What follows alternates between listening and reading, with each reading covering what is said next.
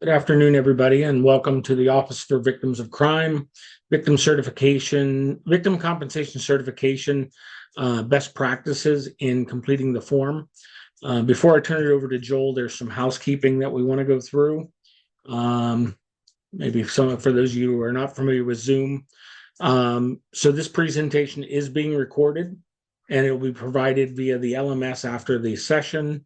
It will also be on OVC's website as well. Please feel free to turn your cameras on as you participate in this webinar if you feel comfortable. Please remain muted unless called upon to speak.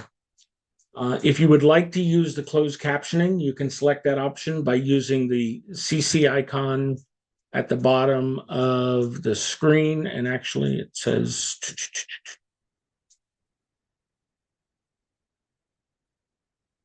Oh, it's captions. So you can choose captions.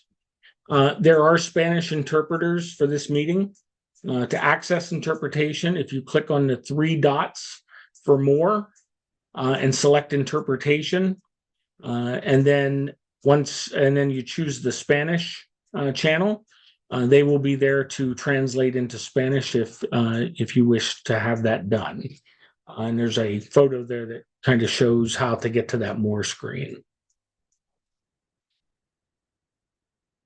If you're having difficulties hearing, if you're listening via the computer, you can click on the caret next to the audio icon, and you can make adjustments to your speakers there. If you still can't hear, you can go to the meeting invitation and scroll down and call into one of the phone numbers that are provided. Some Zoom features are chat, closed captioning, and Q&A. The live captioning, you want to click on the show captions to access the captions. If you need technical assistance, feel free to add that into the chat box and send your issue to one of the hosts, and we'll address that issue. If you have questions about the presentation, we ask that you submit them through the Q&A box. Questions will be answered at the end of the presentation. If the Q&A box is not visible, you can click on the three dots for more and select Q&A. And as I said, a recording of the webinar will be made available on the OVC website. Some engagement tools. What's the difference? You have the chat where the participants can use the chat to engage throughout today's webinar. However, just please be sure to submit your question and answers in the Q&A function.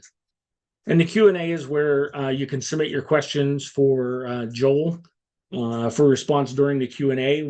So if you please click on the Q&A button at the bottom right corner of your Zoom screen and type in your question, that'll be answered at the end of Joel's presentation.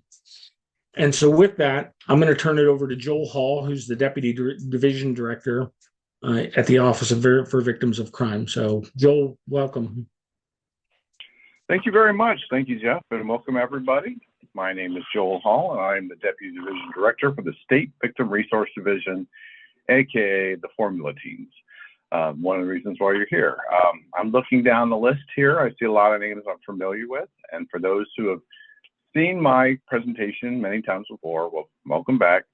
And for new people, welcome again for the first time. So for the new people, why don't you put in the chat, say, hello, I'm new. This is my first VCC presentation, and I'm new to filling out the form. So put those names down in the chat box, and I will take special attention to make sure any questions that you have get answered so that you can fill out the form correctly and efficiently, and you don't have any site visit findings. So that's always good. Next slide, Jeff.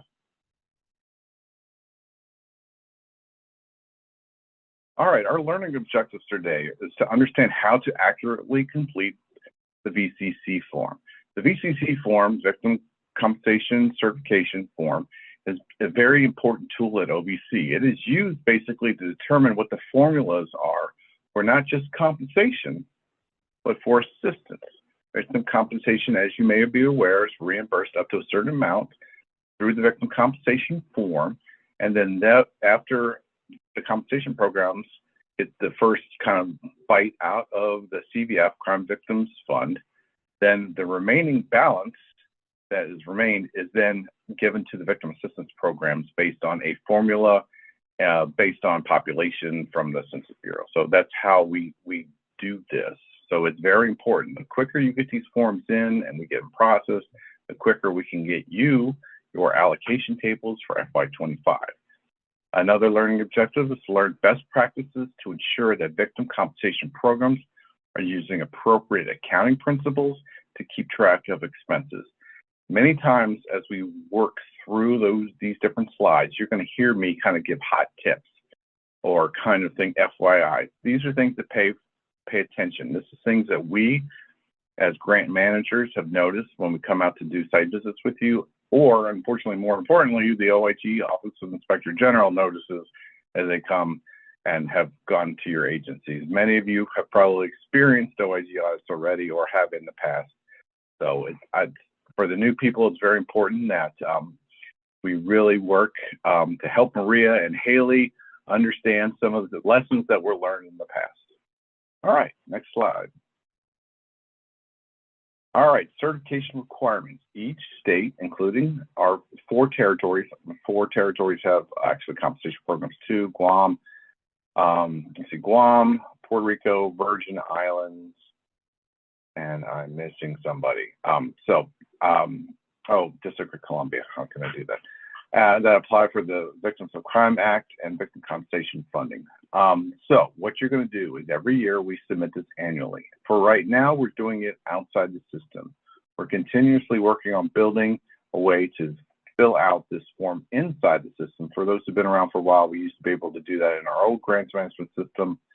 Due to the development issues with Just Grants, and we have not been able to do that. We're getting closer this year. I'm hoping this next year that'll be the case. But for now, we do everything remotely, and that's why you'll start noticing some emails like give it to your grant manager directly instead of putting it in the system. We'll put it in there for you.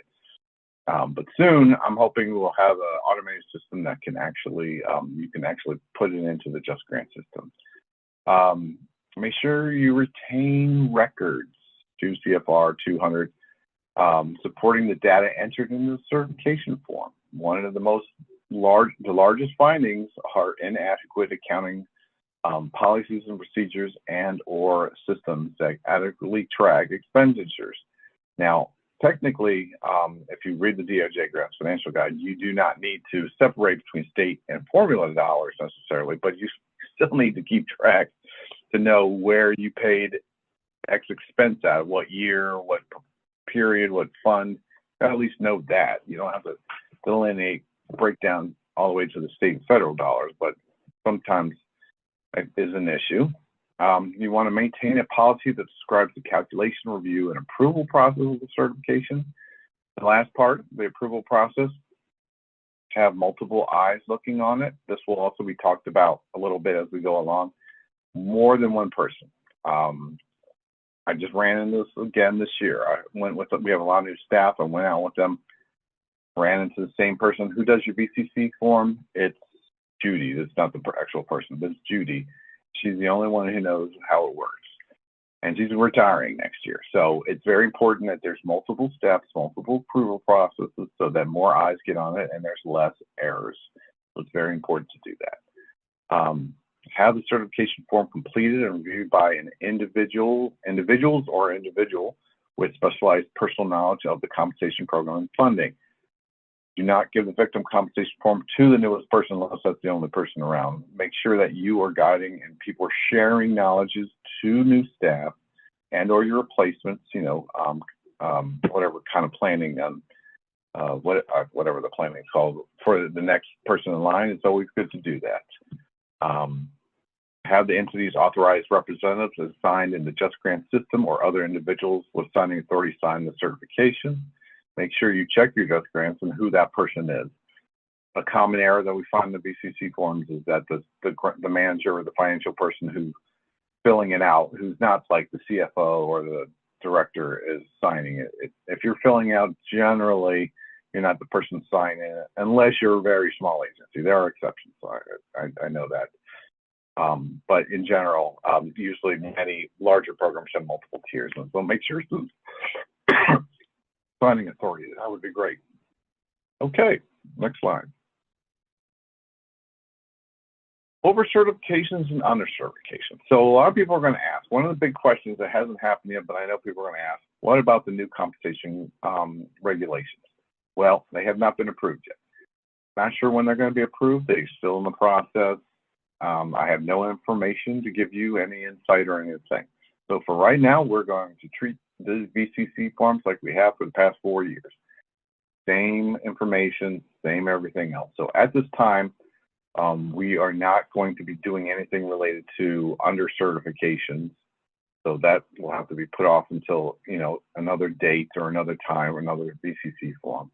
And over certifications, the same rules apply. Everything is completely the same.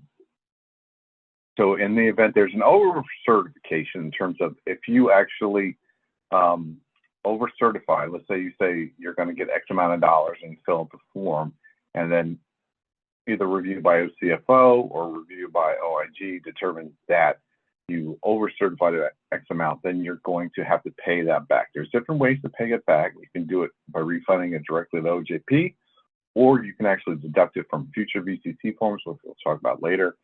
And at this point, under certifications will not be. If you under certified, unfortunately, we will not be paying you back for that at this time. All right, next slide.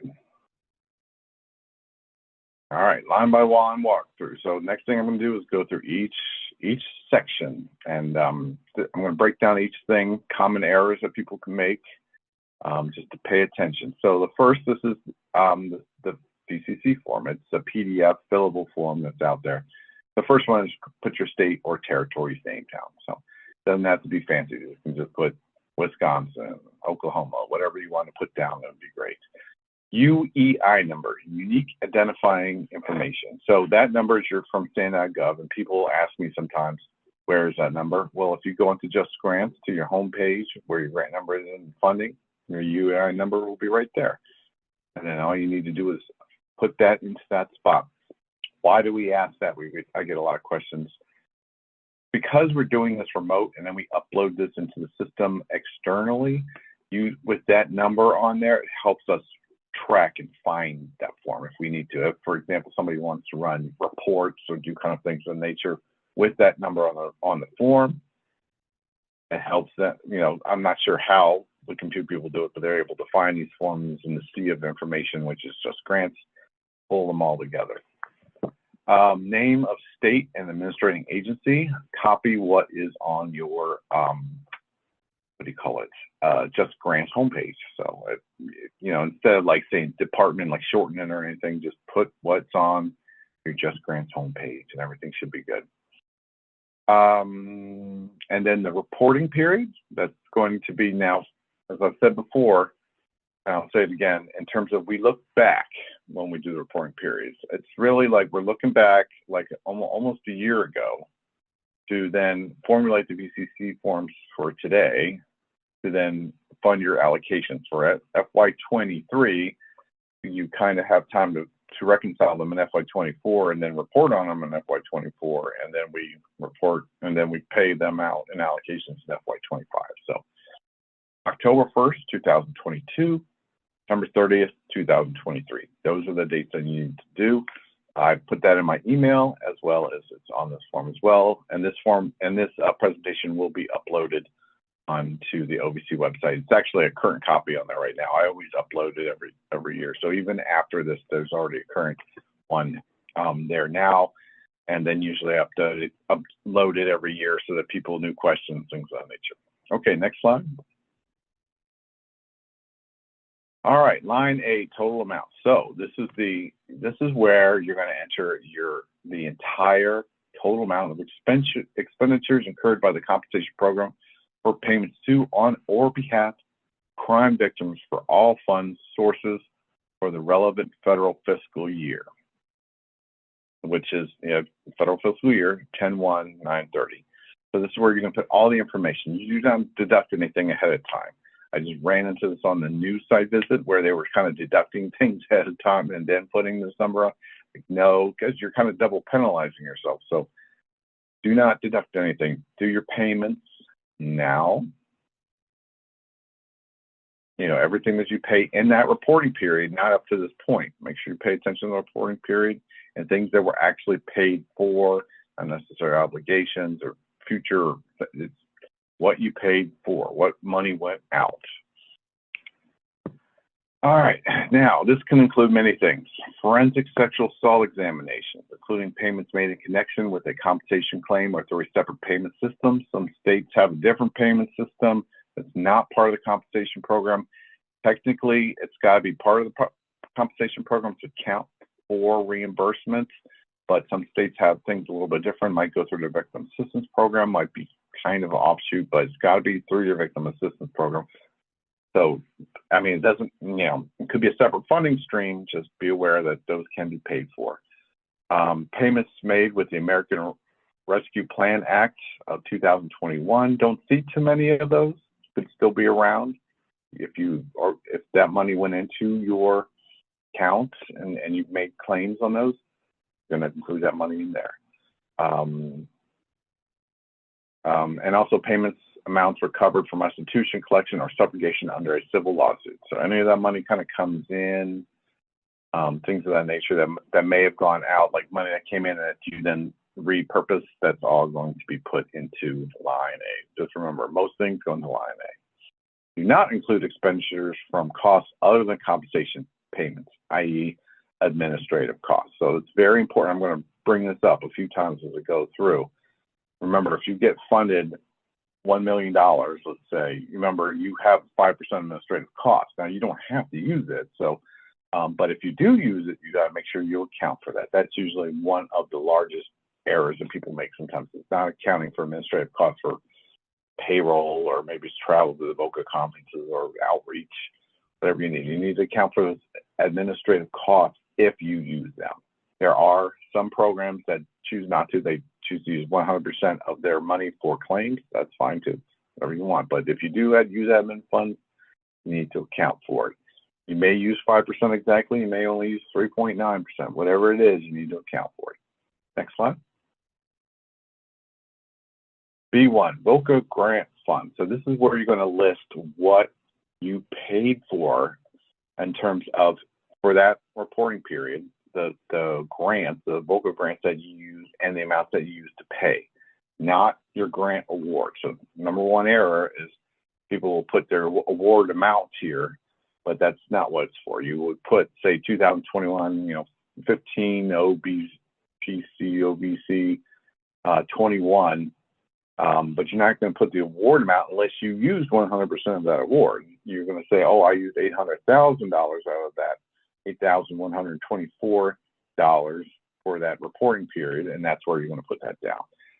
Also, you need to make sure you're accounting for administrative funds on these too. This is these common errors. So this is where you're going to deduct. As you know, you're reimbursed up to 75% for state dollars. So this is where you're going to put the federal dollars. This is our first deduction line. So make sure you put that down. Make sure you pay attention. But sometimes people will forget that, they'll look at 2023, this is 2024 now, so they might look at 23, 22, forget all about 21. Or what I just recently ran into is because we do no cost extensions, they forgot that they actually had money left over 20 that they asked for no cost extension and did not put it in that line. So pay attention that you know what dollars you're using and how much you use for to pay out those costs of the federal dollars.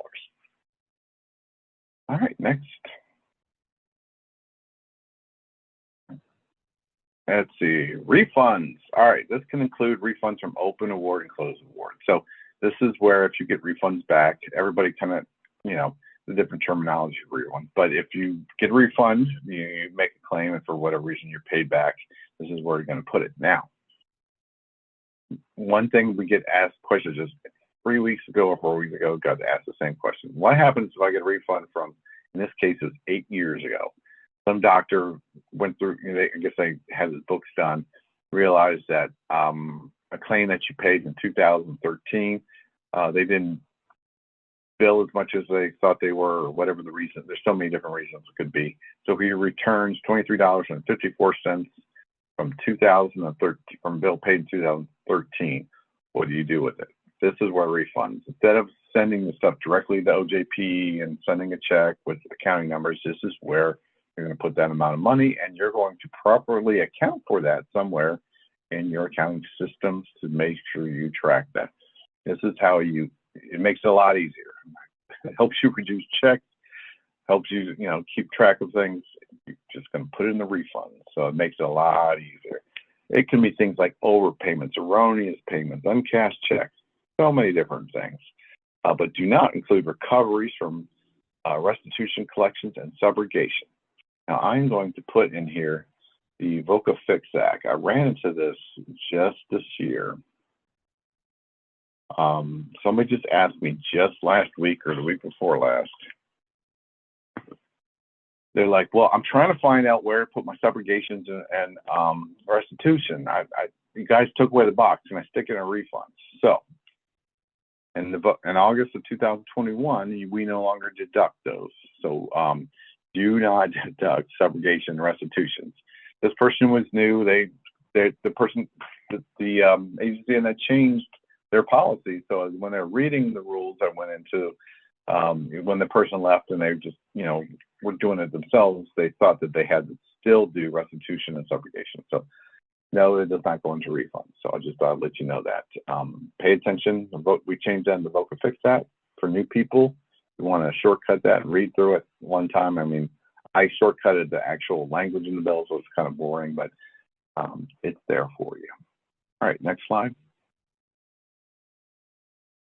All right, property damage or loss. Line 3. So enter amounts paid to or on behalf of crime victims for property damage or losses. Excludes amount paid for damage to personal medical related devices. Those can be covered, obviously. The guidelines, section IF. And the following, if authorized by state law, could be, has to be in your policies and or state laws or policies or whatever. Crime scene cleanup, replacement costs for clothing and bedding, held as evidence, and other necessary building modifications equipment to accommodate physical disabilities resulting from a compensable crime. Now, I get a lot of times people talk about, in the guidelines, there's parts about locks and windows and things of nature. And many times we'll get the question, well, what about door jams? You can replace the door and the locks, but what about the door jam or damage to the wall or all of that? Is anything that helps with the individual safety in that situation regarding the windows and the doors. So doesn't just have, the hinges, if you need new hinges. We get that a lot. We've talked about this with OGC for clarification. Basically, the door jam and all its self-surrounding is considered the door. So anything you need to do to repair that, and that is compensable. So just I'll let you know. We actually, if the guideline, the federal regulations come out, that's a little more defined in them. However, right now it's still, we're okay with that. Windows, if you need, different things to help repair the window, seals and many different things, that is compensable. But other things like the kitchen table might not be, or somebody's Ferrari would not be necessary unless you wanted to pay for that, if you actually paid for that. But there are sometimes property damage or loss payments that you may pay for that are not compensable, and that's where you subtract it from here. If you have any questions about that, please contact your grant manager about that. Sometimes we get questions about what really can be kind of taken out of this.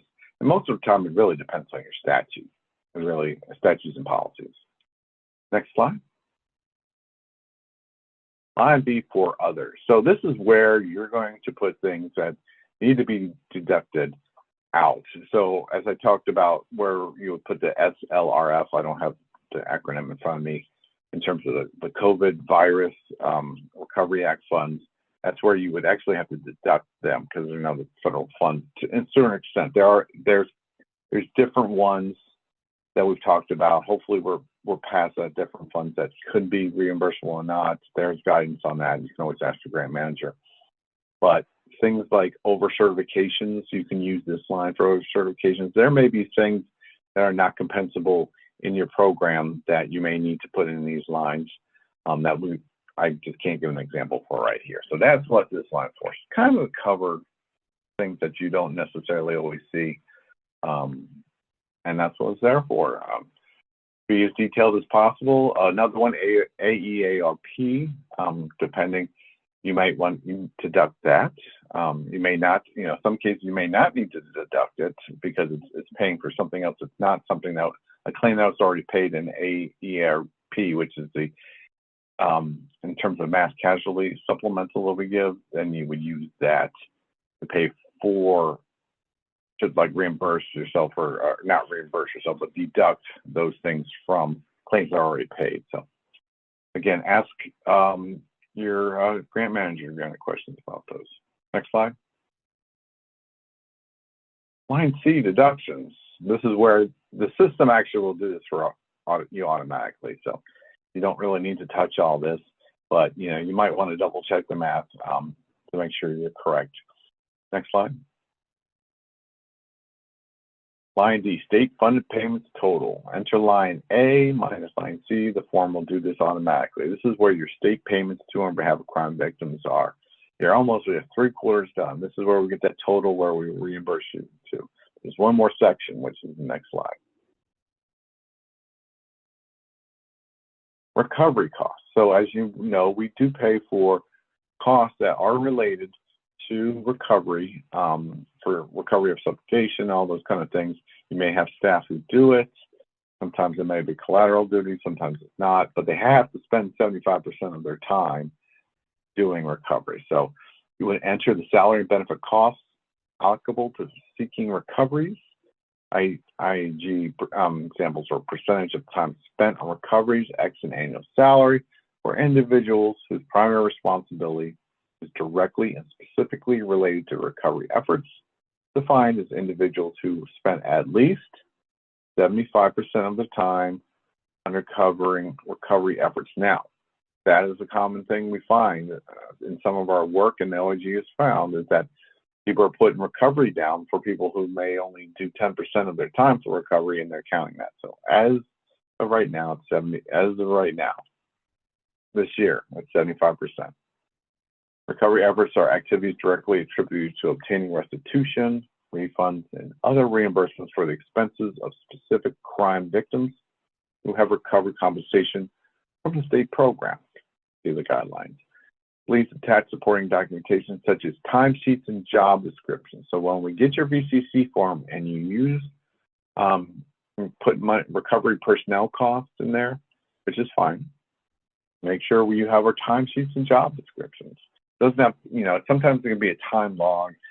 California is a very large state, and they have like the more kind of time log going on there, and that's okay for us. But and not everybody wants to hand timesheets all the way through. Sometimes you can, some states do. So you need to basically account for their time and what their job description that details that they are at least spending 75% of their time. We don't need large general ledgers with tons of information, and they'll be like, well, their time is in the general ledger. I'm like, no, we need you to break that down. We need it so that we can contain it and easily access it and review it. All right, next slide. Total state payments and recovery costs eligible for matching VOCA grant award. Line F. This is the line that we will use to determine what your allocation for the FY25 and any future allocations will be. So that number will come up if, let's say, just for reference, if it's $100 and you're going to get, and you don't have any recovery costs or anything like that, it'll be, you'll be reimbursed for $75. And so that's how the system works for now. I know it may change at some point. It's not necessarily going to regulate via updated regulations, but that's the way we do it for now. And I think that's it. The form is automatically calculates this. I always tell people double check the math. And the form's never really wrong. It's done well, but sometimes people might move something and change a code number. It is it's locked, but somehow every once in a while, every 2 years, I see somebody mess with something that tends to mess it up. So it never hurts. Many of you have accounting backgrounds, always count things 3 times. So it doesn't hurt to not trust the form 100% and just do your math to make sure it all turns out correctly. All right, next slide. Certification. I certify to the Department of Justice, Office for Victims of Crime, under penalty of perjury on behalf of myself and the state or territory listed, that I have the authority to make the certification, which OVC will rely on as a material representation, that I have reviewed the VOCA Victim Compensation Certification Form, and that, to the best of my knowledge and belief, the data reported in this form, including the amounts reported online, is complete and accurate. So I know, why did I read that? It's very important that you check everything. OIG has been coming out to victim compensation programs since 2015, and the same findings happen again and again and again in regards to not double checking, not having adequate policies. You can, a lot of times, a lot of people move and change from the victim compensation program, and management moves and changes. You really need to, if you're a new person, take it to heart to make sure that you know how things are supposed to work in the policies and procedures. You should have a plan that basically says if there's a new person, you can read that and know exactly what funds you're pulling out of, what's this supposed to happen, who gets deducted, who you talk to here, either by name or title. Make sure that's updated. It's very important. Not just saying, "Oh, we'll give it to Bob," or the deputy director. And we'll, look at the one I saw recently. It says, "Look at the ledgers and give that information to the division director." I'm like, well, what ledgers? I want. You should say code should be in there. I think Hawaii did a really good job on one. There was another one that really did good, where I could read their codes. I know those change sometimes, but it's just any new person would be happy to have those instructions. It was like 3 or 4 pages long, but other states have done the same thing. So make sure your instructions are really good. It doesn't have to be 3 or 4 pages long. You might have a small program and it might only be a half a page or a paragraph, but if you're a large program with many different layers, take your time and make sure your policies reflect that. I don't anticipate the OIG ever coming back out, but you never know. All right, next slide. Certification. Common error must be the signing authority or the approved representative. So make sure you put the name, the person's title, whoever that is, and sign it. I've seen it all. I've seen the POC, point of contact's name, but signed by another person, or I've seen the right name of the person signed by somebody I didn't even know, which could happen. Sometimes there's an acting person, but that was okay. But it's just make sure the right person signs it and you have the right name. It can be, I don't care if you need to print it out to have it done, even though I like it electronic, but if you want to use electronic signature, if you want to do it electronic and scribble on it, whatever it is, just make sure it's consistent. That's the best thing. All right, next slide. So I've been going over the entire presentation. I'm going to go over it again. Best practices to track expenses. Retain documentation to support all decisions made. Could be an outside auditor review coming in, understanding how you came up with your conclusions. Use outside people for assistance. It's very important to retain that documentation. Very few victim compensation programs, when the OIG went really kind of unscathed in terms of not really having appropriate accounting policies and procedures. They'll be like, well, Judy did it this way for 25 years and worked for her. That's not good enough. So make sure you retain the policies. You keep records based on your state policy too. If it says you're going to keep them for 6 years, don't get rid of them in 3 years. Unfortunately, there are some states have 99-year rules, or in one case, forever rules. So whatever it is, follow your policy statement procedures. Remember, you're a formula grantee. Your responsibility for making sure you're following your rules, because 90% of what you do is based on your rules, not even our rules. So,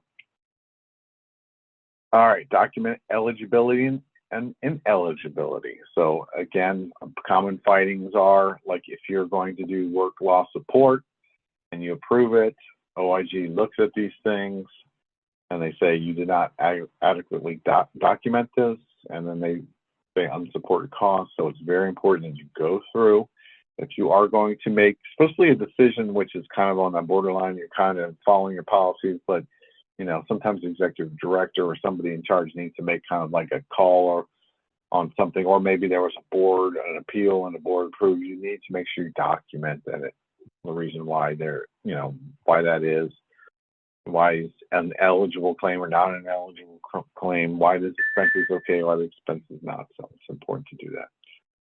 All right, have detailed policies. We just went over that. Out-of-date policies. You know, if you look, you know, homework assignments, go look at your policies. It says last updated 1992. That's a problem. Yeah, you want to take a look at that, because that does happen sometimes. All right, next slide. Resources. So each one of these links, which will be available, I'll actually put them in the chat, I think, if I have time. They'll, on the slides, when you upload, they'll be available, able to do the links. You have the DOJ Grants Financial Guide, guides to completing the financial status reports for VOCA compensation grantees, VOCA compensation guidelines, and the online financial management training. Everybody needs to be taking that training. If you're new, to all my new people, make sure you take that training. It lasts 3 years, so make sure you do that. I usually put that in the application process, so it's less of an issue. But new people who are on the Just Grants Award, you don't necessarily have to do it if you're somebody who's far removed from actually filling out a lot of the information. But there are cases where you may need to take that training if your name appears in Just Grants as a financial contact or program manager or alternative program manager.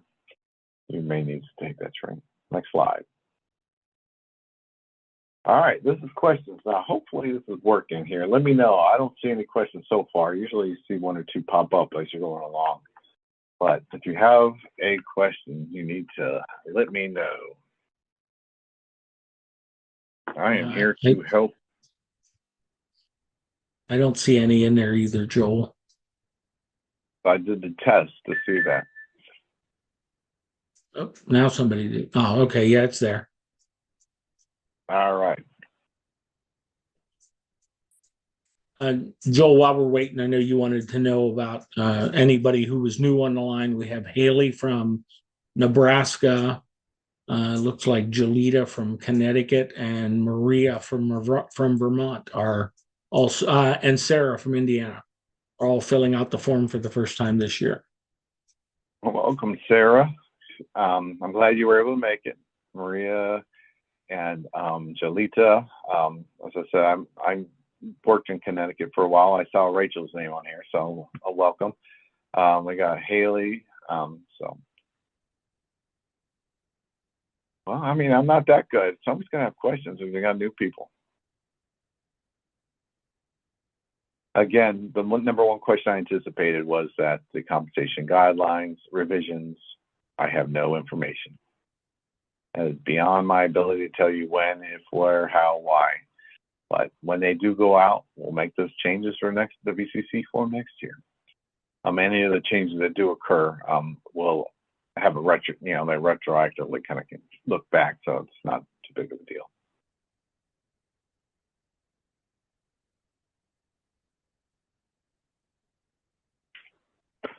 Well, I think this is the first time I've never had questions before in the history of the 435 webinars I've done for God only knows what. But if there's no questions, I won't keep any more of your time. I know I talk a lot, and hopefully this is like the 6th time I've done it in a row that I answered your questions for you as I was going through. But we greatly appreciate everything that you're doing. As I've said before, you're a grant manager. We have wonderful grant managers with SVRD. Many of them are new, but they're many of them new, but they're learning, and they will, if you have questions, you ask them. They'll ask me, and they'll ask more seasoned people, and we will get you the answers that you need. Again, those VCC forms are due December 31st, 2024. Please turn them in. I strongly suggest that you do it earlier than rather later. One of the reasons we wait this year period so that you can obtain this information, get your records all, everything's been accounted for, reconciled, or whatever accounting language you want to use. But turn it in before you go on vacation. That's all I have to say. All right. Have a great day.